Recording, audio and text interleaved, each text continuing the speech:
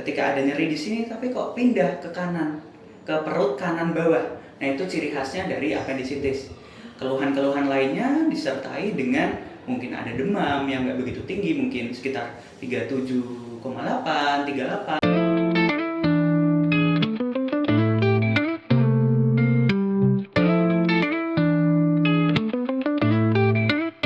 Halo sahabat Oripot Rumah Sakit PKU Muhammadiyah Cepu, jumpa lagi di obrolan dengan podcast Rumah Sakit PKU Muhammadiyah Cepu.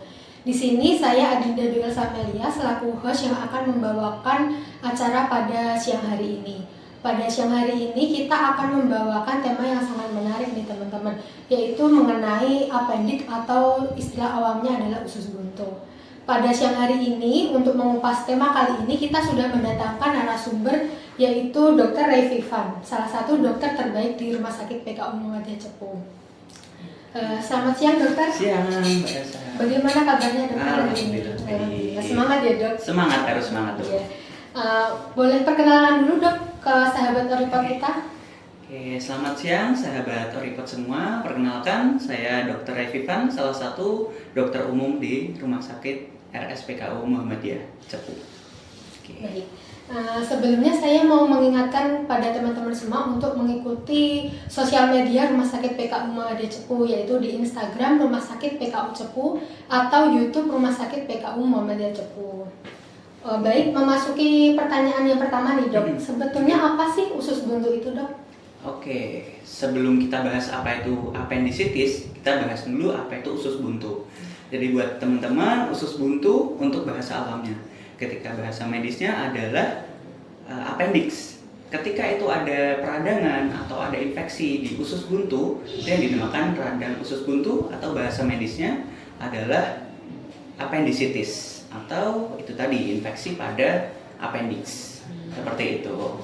Jadi usus buntu itu nama organnya ya dok? Betul. Jadi penyakitnya adalah peradangan usus buntu. Betul sekali. Oke.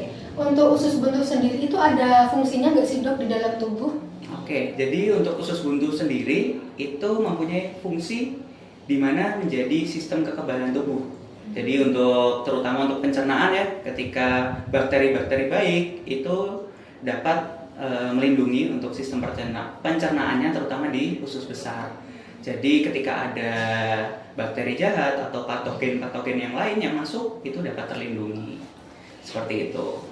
Untuk penyebab radang usus sendiri itu apa aja sih dok sebenarnya? Kan banyak tuh di telinga masyarakat yang beredar bahwa kebanyakan makan pedas, makan mie instan, makan jambu biji itu bisa menyebabkan peradangan usus buntu. Apakah itu mitos atau fakta dok? Oke, menarik ya. Jadi untuk apakah ketika mungkin yang sering ya ada biji jambu, biji cabai, terus mungkin sering makan seblak, sering makan apa, itu bisa menyebabkan usus buntu atau tidak. Nah, jadi untuk appendicitis atau radang usus buntu ini disebabkan oleh adanya penyumbatan. Penyumbatannya itu karena adanya fekalit atau kotoran yang keras. Jadi ketika organ appendix kan seperti ini ya, teman-teman semua. Jadi ketika itu ada pengerasan tinja di sini atau feses yang mengeras menyumbat sehingga adanya infeksi. Jadi sebenarnya kurang tepat ya, atau dapat dikatakan mitos ketika makanan-makanan tersebut tadi bisa menyebabkan appendicitis. Gitu. Jadi penyebabnya dari sumbatan oleh fekalit atau BAB yang keras. Seperti itu. Jadi mitos ya teman-teman, makan seblak, makan indomie itu sebenarnya nggak menyebabkan peradangan usus. Jadi yang menyebabkan itu peradangan usus buntu itu disebabkan oleh adanya sumbatan ya dok? Betul sekali.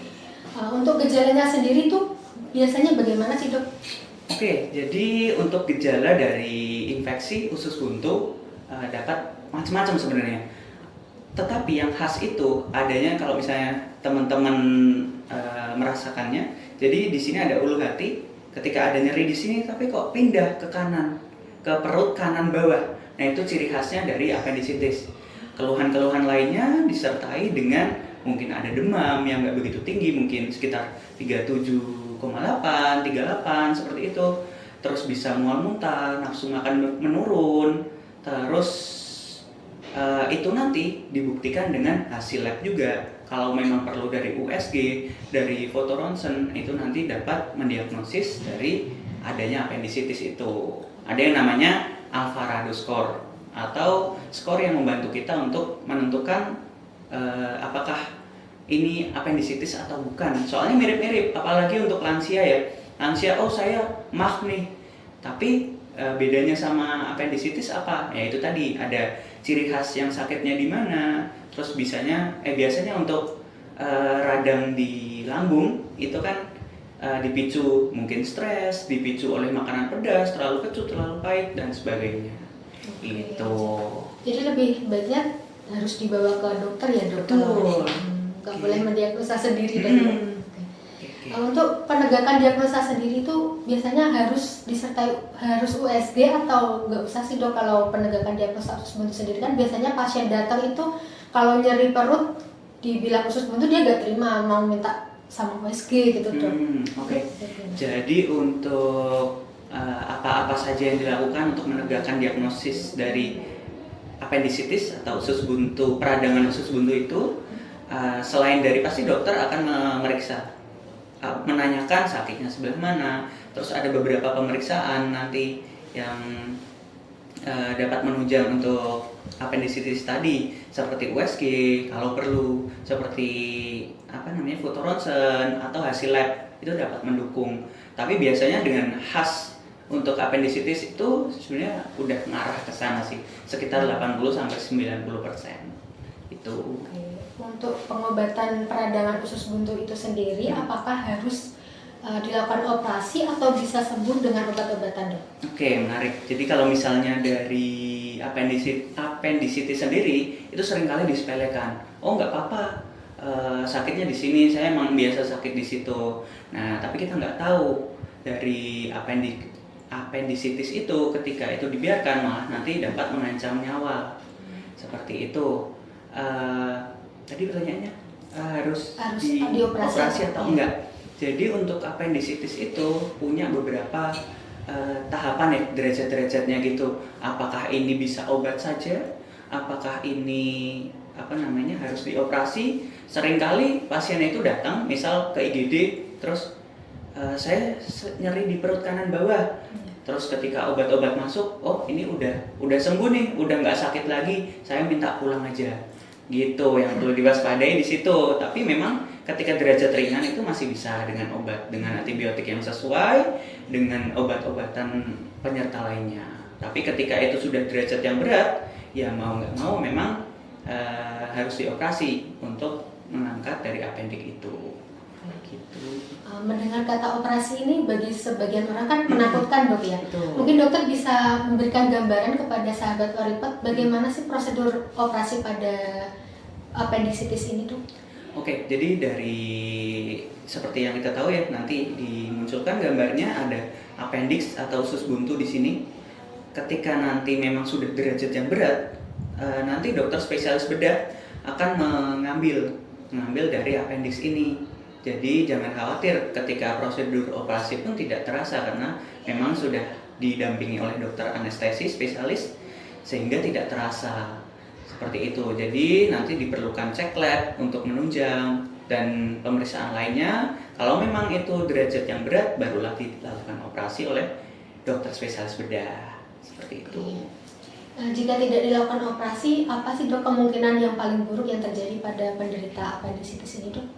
Jadi untuk teman-teman jangan menyepelekan ya, untuk appendicitis mungkin nyeri sekali, tapi ketika saya minum obat udah sembuh, udah mendingan, nggak usah dioperasi. Nah, ketika appendix ini kan ada sumbatan di sini ya. Ketika ada sumbatan, nanti lama-lama akan pecah untuk appendixnya. Nah, infeksinya akan kemana-mana teman-teman. Akan ke rongga perut yang awalnya hanya di sini nih, kecil segini, tapi lama-lama nyebar ke perut dan menyebabkan infeksi pada rongga perut sehingga bisa mengancam nyawa. Bisa nanti terjadi sepsis mungkin atau lonjakan dari leukosit atau darah putih yang tinggi gitu, dan bisa shock juga, mengancam jiwa juga bisa gitu. Bahaya juga sudah bahaya ketika itu memang sudah berat dan sudah pecah sampai kemana-mana gitu. Sebenarnya appendicitis ini bisa dicegah atau enggak sih dok? Nah, untuk appendicitis ini sebenarnya bisa dicegah ya. Jadi sebenarnya kurang tepat ketika tadi ada terlalu banyak seblak, mie instan atau sebagainya. Nah, yang menjadi faktor resiko untuk munculnya appendicitis ini teman-teman adalah pola rendah serat. Jadi jarang makan sayur, jarang makan buah, tapi makannya memang nggak sembarangan. Misal tetap makan tempe, tahu sama nasi aja, tapi karena serat yang minim itu tadi, itu menyebabkan BAB yang keras. Jadi BAB yang keras ini bisa nyumbat gitu. Pencegahannya dari gizi seimbang dan tinggi serat. Bisa dari buah, bisa dari sayur. Oke dok, tadi kan berbicara fungsi dari usus buntu sendiri kan bagi tubuh adalah sebagai sistem imun. Oke. Kalau dilakukan operasi pengambilan usus buntu itu apakah mempengaruhi sistem imun tubuh dok? Pertanyaan yang menarik ya. Jadi ketika itu diambil appendixnya tadi dengan tindakan operasi, itu apakah sistem imunnya menurun atau gampang sakit katakanlah seperti itu atau tidak? Jadi buat teman-teman ketika sudah derajat berat, dokter akan menyarankan untuk dilakukan tindakan operasi yaitu appendektomi atau pengambilan appendix tadi. Nah, apakah sistem imun ini akan menurun atau tidak? Jadi dokter akan melakukan tindakan tersebut untuk menyelamatkan nyawa dari pasien ini. Nah, ketika itu sudah diambil, sebenarnya tidak ada penurunan imunitas yang signifikan karena memang ketika itu sudah diambil pun tubuh ini bisa beradaptasi terus memang nanti dengan sendirinya bisa pulih kembali gitu. Sebenarnya memang ada untuk imunitas tapi tidak yang signifikan seperti itu. Justru malah kalau nggak diambil malah bahaya. Nah betul, mengancam nyawa. Ketika itu katakanlah, oh saya sudah sembuh, nah berulang lagi apa enggak? Atau sudah nggak kerasa nih sakitnya, tapi kok ternyata setelah diperiksa lagi ternyata sudah nyebar kemana-mana. Atau banyak yang nanya, ini dengan obat udah mendingan nih saya bisa pulang. Nah tapi ternyata meredanya itu karena pengaruh pereda nyeri obat itu tadi. Nah, ketika tidak dioperasi ya itu bisa kemana-mana infeksinya. Untuk appendicitis sendiri itu biasanya hanya terjadi pada anak-anak dan usia muda atau bisa menyerang ke dewasa juga dok? Oke, jadi untuk appendicitis atau radang usus buntu memang seringnya pada usia 10 tahun sampai ke 30 tahun. Tapi tidak menutup kemungkinan juga dapat terjadi pada usia di atasnya 30 bahkan sampai lansia. Nah, yang menarik dari lansia ini seringkali itu bias untuk keluhan-keluhannya karena memang sudah dari riwayat lambung, terus memang mungkin ada tumor atau sebagainya. Nah, itu menjadi bias. Yang kedua, pada lansia-lansia ini seringkali menahan atau ngempet ya bahasa Jawanya ya. Ngempet ketika ada keluhan-keluhan itu. Oh nggak apa-apa, entah takut dioperasi atau oh saya nyoba obat dulu aja, nggak usah periksa, seperti itu.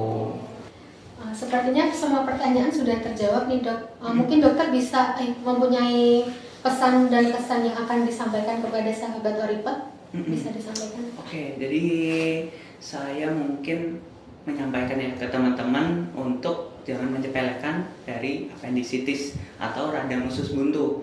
Jangan self-diagnose untuk teman-teman semua. Mending kalian periksa ke dokter untuk nanti dapat dilakukan pemeriksaan lanjutan untuk ini sebenarnya nyeri perutnya dari mana nih? Apakah dari usus, apakah dari lambung, atau dari penyakit lainnya. Jadi jangan lupa juga untuk tinggi serat, bisa dari buah, bisa dari sayur, dan juga makan yang seimbang seperti itu. Terima kasih dokter atas waktunya dan informasi yang sangat menarik. Sahabat Oripot semuanya, mungkin sampai di sini jumpa kita pada siang hari ini. Selamat bertemu di episode berikutnya. Assalamualaikum warahmatullahi wabarakatuh.